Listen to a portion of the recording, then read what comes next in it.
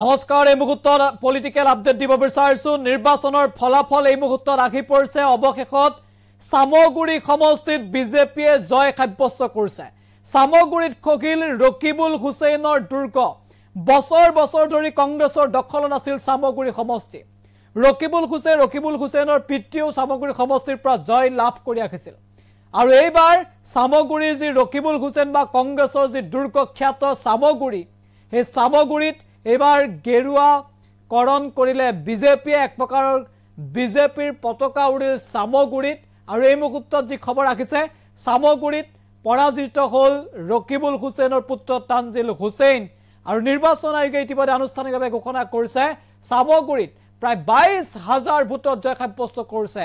বিজেপিৰ প্ৰাৰ্থী দীপ্লু ৰঞ্জন শৰ্মাই সবিশেষ নিটকছৰ দৰ্শকসকল বিগ পলিটিক্যাল আপডেট এই মুহূৰ্তত জনাইছো নিৰ্বাচনৰ বিগ ব্ৰেকিং সামগুৰিত খগিল ৰকিবুল হুছেইনৰ দুৰ্গ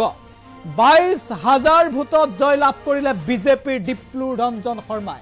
লাভ কৰিলে 78,789,000 ভোট লাভ কৰিলে দীপ্লু ৰঞ্জন শৰ্মাই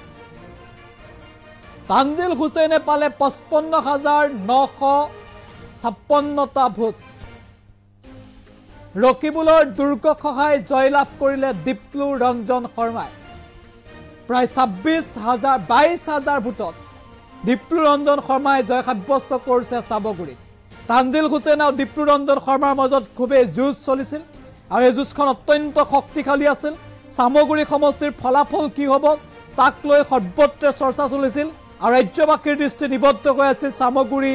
বিধানসভা সমষ্টিৰ নিৰ্বাচনৰ ফলাফলক কেন্দ্ৰ কৰি আৰু অৱশেষত ফলাফল ঘোষণা কৰা হল সামগুৰিত যি ফলাফল আহিল ৰকিবুলৰ দুৰ্গ খহাই বিজেপিয়ে জয় লাভ কৰিলে সামগুৰি সমষ্টিত আৰু বৃহৎ জয় বুলি ক'ব লাগিব দীপ্লু ৰঞ্জন শৰ্মাৰ কাৰণ দীপ্লু ৰঞ্জন শৰ্মাই সামগুৰিত লাভ কৰিলে প্ৰায় 78,000 ভোট 26,000 ভোট প্ৰায় 22,000 ভোটৰ ব্যৱধানত দীপ্লু ৰঞ্জন শৰ্মাই জয় সাব্যস্ত কৰিছে আৰু তানজিল হুছেইন পৰাজিত হৈছে পুনৰ যদি সম্ভৱ হয় আমি গ্ৰাফিক্স প্লেটৰ সেই খবৰ এই মুহূৰ্তত জনাব বিচাৰিছো ৰাজ্যৰ আটাইতকৈ চৰ্চিত থকা সামগুৰি সমষ্টিৰ উপনিৰ্বাচনৰ ফলাফল আহি পৰিছে যে সামগুৰিত খগিল ৰকিবুলৰ দুৰ্গ বিগ আপডেট আমি জনাইছো 22,000 ভোটত জয় লাভ কৰিলে দীপ্লু ৰঞ্জন শৰ্মাই 78,779টা ভোট লাভ কৰিলে দীপ্লু ৰঞ্জনে তানজিল হুছেইনে পালে 55,965টা ভোট